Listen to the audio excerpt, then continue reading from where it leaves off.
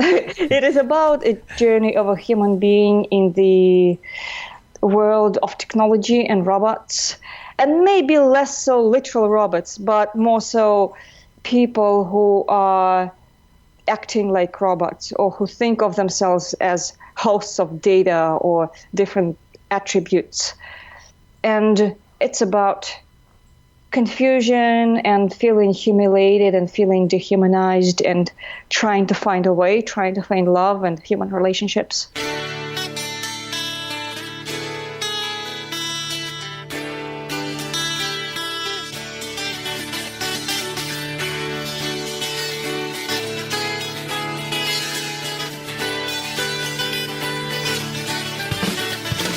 Welcome to the Better Each Day podcast radio show with Bruce Hilliard. Today and every day, reaching out for innovative ideas in every way. Today's show is brought to you by your future. It comes with a lifetime guarantee. Make a better each day now, baby. Better in every way. I want to know you as a computer. Forget the biblical sense. I want my perfect device to read your heart rate. I want my perfect device to know your brainwaves. New intimacy on display. New connections, all digitized. New sky in perfect 3D. And yes, for $3.99 you can edit the color. And for additional $10, you can move the ad to the right. Do you like it? New intimacy for the people. Your mama's fears were silly. It all worked out.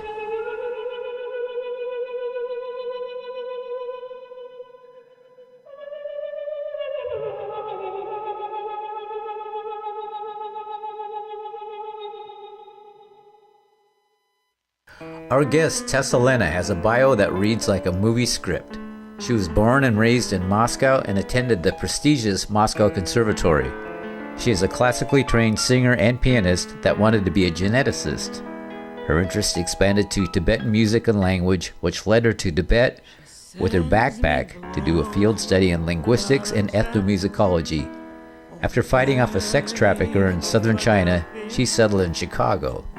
In Chicago, she started a band working with her hero Ian McDonald of King Crimson and Foreigner, and drummer Alan Lake, who has played and recorded with Madonna, Brian Ferry, Julian Lennon, Ministry, Brian Wilson, and Sam Moore from Sam and Dave.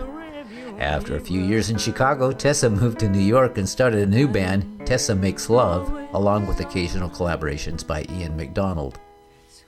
In 2016, Tessa started Coalition for Artistic Dignity and organized a conference in Brooklyn dedicated to artistic dignity, social power, and corporate responsibility. Here is Tessa to tell more of the story, and here is her music. Awfully pleased to have you, and I have to say that your bio reads as unique and unusual as anybody that I've spoken with, so you hold that title. Thank you so much. It's an honor to be on your show. And my bio, well, I didn't expect my bio to be like that when I was a kid. It kind of turned out this way. I don't know. I don't even want to start out with music. It sounds like you've done everything from linguistics to ethnomusicology to, wow, on and on and on. Well, I mean, music started the earliest. I actually started doing music when I was 5. And my parents didn't ask me. They just took me to a school because, that's what Russian parents do. And of course, when I was just waiting to talk to somebody, to a teacher, one of the teachers came up to me and he said, "Oh, little girl, what music instrument do you want to play?" And I said, "Violin." And they put me straight into the piano class because it was more prestigious. So I never got what I wanted. Oh, off to a good start. You're going to play what we want you to play and like it. Yeah, well, I mean, I grew to like playing the piano and thinking like a pianist in terms of harmony. Yeah, it's a good basic instrument, I think, to learn. If you got to learn one instrument, that would be a good one. Definitely. And but you know what I found out about pianos? Like all my life, and I was doing classical piano since I was a kid, there was something missing. I felt like, I like Bach, for example. It's really great and I really love it, but there's something that is just a tad fakish. And I didn't know what it was until I heard Bach in his original tuning, how he wrote it. And finally it came alive. So what they did with equal temperament, the modern kind, I'm not a huge fan of. Oh. They kind of murdered the soul of it a little bit. No, I mean, I almost cried because after so many years, I finally heard the music that I kind of loved, but with a tiny disclaimer, all of a sudden sounding just like it was meant to sound, like fully alive and present. So they stole something out of it when they made it technologically and conveniently equally tempered, equally, what it is. Yeah. I'm going to edit the part out where we couldn't get our Skype to work, but this wonderful world of technology has somehow stomped on important things, I think. Well, it's probably always a trade-off between convenience and the complete aliveness, because technology in itself is a wonderful thing. It makes things easy and better, and it allows us to do many things. But I think every time we make things a bit more convenient, we also lose something. Like, for example, when people invented written language, we obtained the ability to write something down for people 10 generations after, for example. But then the memory went. People used to remember everything because they didn't have a choice. And as soon as we decided we could write things down, then people could no longer remember what they wanted to. So it's always a trade-off. Yeah, it seems music is a good language for of retaining the thought. No, music is universal, and music moves things in ways we don't even know. And it is my favorite medium anyway. I'm sure there are many favorite mediums for different people, but I think it's pure, and it can be used for good or for bad, just like anything else. It can be used to heal, and it can be used to distract. And having grown up in a different culture, I see the contrast very sharply, because in the American culture, music is often used to just distract and to keep people's minds on something else. And entertainment is wonderful, and you soothe the soul, and it's great. But when it's just pure distraction, it's its own beast. Music has tons of power. Maybe that is the downside of technology, is it's full of distractions. The American government operates on distraction. Nobody knows what in the hell is going on most of the time. I think that you're very correct. Most of the time, or all of the time, most people, or even nobody knows anything, because it's a very interesting world. It's confusing by design.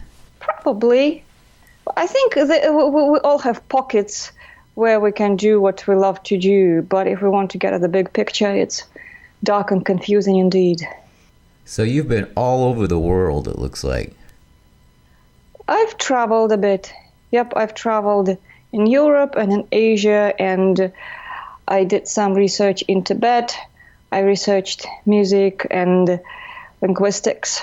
So I did one of those stupid things, chasing unsuspecting nomadic Tibetans with silly questionnaires about words. They probably thought I wasn't very intelligent, and they probably had a point, because they're going about their lives, they're doing what's important, and here I am. Like, what word do you think of when you see this word? They're like, what is she talking about? But yep, I did that. What brought you to America? And don't say an airplane. Oh, okay. Mostly curiosity, because I wanted to continue on with my Tibetan studies, and then I got here and I fell for the trap. I decided it would be fun to be just like everybody else, because most of my life I was the artistic kid, and it's great, and my friends were artistic, but on the back of my mind there's always this thing, like, I'm not quite normal, I'm not quite like everybody else, and it's not always an asset, right? So when I got here, there were plenty of opportunities to be like everybody else, and I learned how to code because I needed to eat, and I became like everybody else for a little bit. And granted, everybody's unique. Obviously, that's a given. Everybody has a talent. But in terms of professional life, I jumped into the corporate life and I did the coding, and then I realized that it really wasn't my favorite thing. So I got back to music and I opened a performance space in Chicago, and I started writing again and playing again, and that's fun for me. So when you came to America, were you greeted with welcome arms, or how did that come? And that's not that black and white. On the one hand, there were plenty of opportunities. On the other hand, most opportunities were very different from, how should I put it, my psychological type. They were not in the arts or in intellectual pursuits. They were more like corporate and a bit square. And it was a struggle for me because I decided, okay, now I'm in America. I have to go the American way. And I cut pieces of my soul left and right to fit in. And I felt inadequate, and then I fit in, and it wasn't quite happy. I mean, it was very happy for a little while, for just the novelty of it, the experimentation. Like, oh, finally, I'm like everybody else, all of my friends who just wanted to have this professional life and nothing else. And then something started eating at me that it wasn't my thing. But then, of course, my immigration journey was not that smooth. I was doing everything extremely properly, jumping from one visa to another. I went to school. I found a job that was taking care of my work visa and my green card and all that. And I was extremely proud that I carved out that niche for myself. And then I happened to start dating a very wrong guy. He was extremely wonderful and sweet when we were dating, and then he convinced me to marry him, kind of nagged me into that, because he was a lawyer. He was like, well, you don't want to marry me? What, you don't love me? No. And I guess I was soft, so I married him, and then he turned abusive in the most grave, serious sense of it. He was abusive physically and emotionally, and it was ugly, actually. My personality changed entirely. And then he convinced me to get rid of the job that was providing for my immigration status. So I became dependent on him, and abuse became only worse. And then he decided that keeping me around was too dangerous because I could start talking about the abusive behaviors. And he turned me in, essentially. I was arrested on immigration grounds, and I spent nearly a month in jail. And it was really, really, really scary. Like, I can make jokes about it now all day because, it happened a long time ago and I'm fine. But I just remember when I was there, it was so humiliating and scary. And the people, the official people were not very nice. But all ended well. And I proved my case, became an American citizen. And I guess now America is welcoming. I like it. Well, on behalf of Americans, you're very, very welcome here. And on behalf of guys like that, he makes me look really good. What the Well, thank you. No, I mean, I don't wish him harm because, frankly, I think people with such disposition are their worst enemies. I mean, life takes care of things. Yes. And it has a way. I'm not worried about that. Has a way of doing that. Let's talk about your music. Hey! Tessa Fights Robots. Yeah, Tessa Fights Robots is the name of my album and my blog. And then I have a music collective, a music project that is called Tessa Makes Love. See, I try to include my name everywhere, just in case. It's a good name. With my music. Oh, I like it. Thank you. No, I think it's a memorable. See, I can't even talk. I think it's a memorable name. Sometimes I have to explain myself after, if I give people my business card, and then I say, "Don't get any ideas." That's the name of the band. But yeah. So with my music, I try to do kind of the same thing that I'm trying to do with everything else. I try to get into the heart of humanity. And it sounds silly and pompous, but what I mean is probably awakening of emotions to the degree that I can. I try to create real art and make it theatrical and put people through a journey where they can feel things and not be ashamed of feeling it, whatever it is.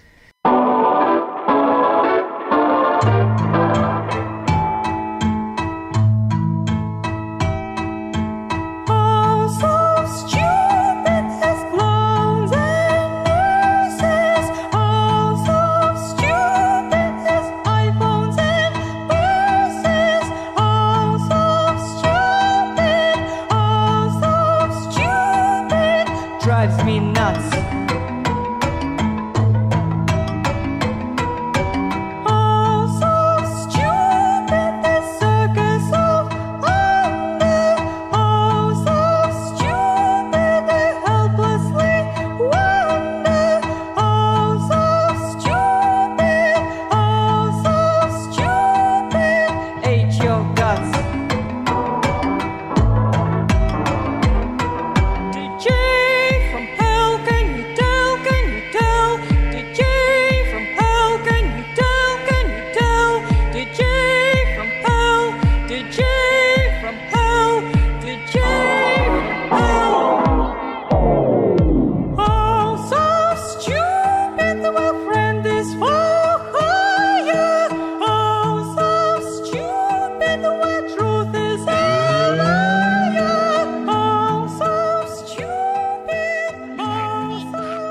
So the album is a concept album. Is it hard to talk just about a segment, like one song or something like that?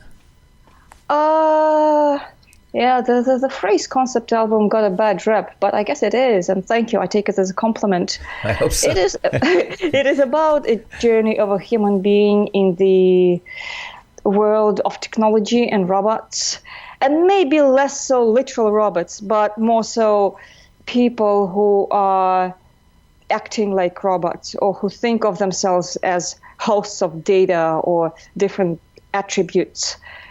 And it's about confusion and feeling humiliated and feeling dehumanized and trying to find a way, trying to find love and human relationships. So robots in the sense that people were programmed? That too, and also accepting that state where you're not subjective and mysterious and undescribable and unlabelable, but somebody who can be dissected into binary, this or that. That's dangerous, yeah. And it also doesn't feel very good. No, that's why there's the threat of artificial intelligence and stuff. But I think thoughts are infinite, so I don't really know that having something that's a robot that's doing artificial intelligence is going to be that big a threat. I don't know. Just me. No, I mean, I think that, honestly, I believe that robots will always be really fast calculating machines. They can be really, really amazingly fast calculating machines. They're never going to be self-conscious. I think that's childish. I mean, it's a nice concept. It sells, it generates clicks. People talk about it in conferences, but that's career opportunism. It's just talking points. As far as the real world, they will never be, machines are never going to be self-conscious. We can talk about it for another 100 years. But I think that the real danger lies in how they are programmed, because, for example, I was just reading an article about something. I'm going on a tangent, but I think it's relevant. I forgot which bank. They did some mistake. They made a mistake in a calculation, some kind of algorithm. And because of that, real people didn't get loans and lost their homes. So that is a real danger. And who is responsible? The machines, the IT people who programmed it? Nobody is really responsible. Nobody can be held accountable. And we're talking real human lives. Or, for example, when people look for jobs, if they have a personality that is interesting and multifaceted, but the algorithms are designed in a way that it's really hard to make it through the gate if you are not easily dissectable, good luck to all the original people. And that's a real threat to people who are fully alive and original and creative. So I think that is a much bigger danger than artificial intelligence per se. Which takes us back to your original point when writing came down. Things could be taken out of context because you could hand somebody something in writing and it had absolutely nothing to do with the context in which you're presenting it. And memory doesn't count as much from the human aspect. So, funny. Fundamentals. Oh, absolutely. I think about it all the time, because if we're talking about, I don't know, going by the book, any kind of book. For example, if you tell me a story today and then tomorrow, with the best of intentions, I'm going to write it down, and then somebody else is going to follow that story in any kind of way. First of all, I don't really know what you meant. Second of all, the chance of me remember it exactly the next day without imposing some kind of a subjective interpretations is pretty slim. But then if somebody tries to follow it literally, good luck to all of us. So I think it's a very strange route altogether. And in the past, written word, I think it was intended to be taken with a grain of salt. Even if we're talking about religious traditions, it would be something written down like just cursory notes. But the assumption was that you have to actually have the context in your head and talk to real people who tell you the real context to understand the entire picture. And the notes are just the notes. And where we are today, the written word anywhere, whether it's on Twitter, on a newspaper, or anywhere, it's taken without a context in itself. And we're all arguing because of that. Someday we'll look back on this and say, yes, we were flat planet thinkers. I think you're right. In a lot of senses, yeah. Well, we're doing our best. You have a song called Soul Eaters. I thought was very interesting. What is that about? Thank you. It is one of my personal favorites. Well, it is about turning people into content and essentially transforming human creativity into money for just few select people. Well, I'm an artist, first of all, and I've been on the receiving end of the process through which big tech corporations deprived creative people of the fundamental income source. So very few people can make money with music, and many people, frankly, pretend they can, but in reality they can't. So that is the literal interpretation, where you create a structure and turn real creativity into financial profit for yourself, while the people who create things are left essentially as lab rats starving. But it's also about the whole idea of content, quote unquote. Nowadays people use the word content with a straight face. You can call a song content or a poem content. Like, to me, it's atrocious, because if something is a magical work of art, it's intended to move souls, to create some kind of mystery, some kind of change in one's emotions. And you call it content, like just a generic thing sitting inside of a box. That is so telling, frankly, and it's really descriptive of our culture. And I resent that. So that is one of the reasons I wrote the song. Hating yourself for not being sick. Soul eaters, soul eaters. Look at that chick. She's so slick. Soul eaters, soul eaters. Go for the children. Teach them to please. Soul eaters, soul eaters. Steal their sky And give back the disease. soul eaters, soul eaters. There's no soul, ask the scorer. Chew your content, wear your collar. There's no soul, ask the scholar. You are the content, you are the dollar. Hate yourself for not being sick. Soul eaters, soul eaters. Jump in the circle. Don't be a dick. Soul eaters, soul eaters. Magical Tinder. Swipe and be quiet. Soul eaters, soul eaters. Love left the house. It got sick, and it died.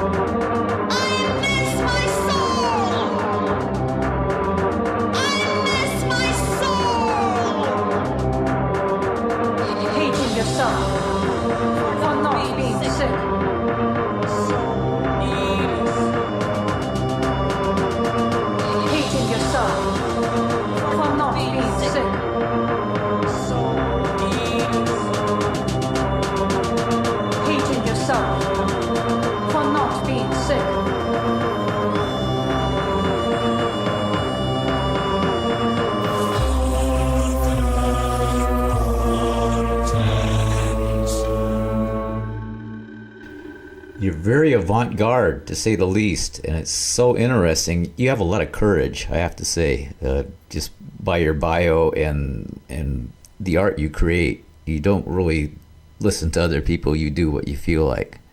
Thank you so much. Yep, ask my mom. She will agree with you. Okay, Mom. Wherever you are, Mom. Tess is doing you right. Yeah, I never had the disposition to listen. No, well, when I was a kid, actually, I listened too much to others. That's how I learned not to, frankly. Who did your artwork for your album cover? The picture, well, there was a body painting done by Derek Little, and then the rest was done by me. Courageous. It's just awesome. Really good. Most people are trying to create really commercial, catchy songs and stuff like that, and you just don't care. You're just going to put it out there for interpretation, put it out there for, as you say, what you described to me is, it's not contrived at all. It's out there for somebody to bring what they bring to it. Thank you. That is such music to my ears. I'm very grateful for the kind words. I really appreciate your time. Thank you. Well, I hope I didn't sound too crappy, but thank you. I really appreciate it. And it was a great pleasure to be on your show. All right. I've been waiting to talk to you. I'm really happy I got a chance. Thank you. Thank you so much, Tessa. Good talking to you. Thank you so much. It was a pleasure. Bye-bye. Bye-bye.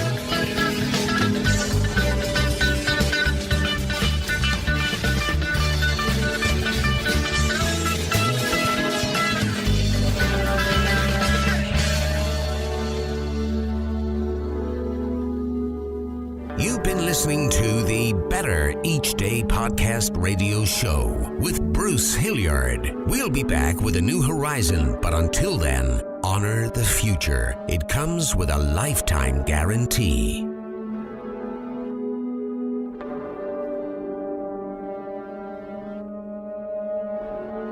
And we're all just trying to make the next day a bit better.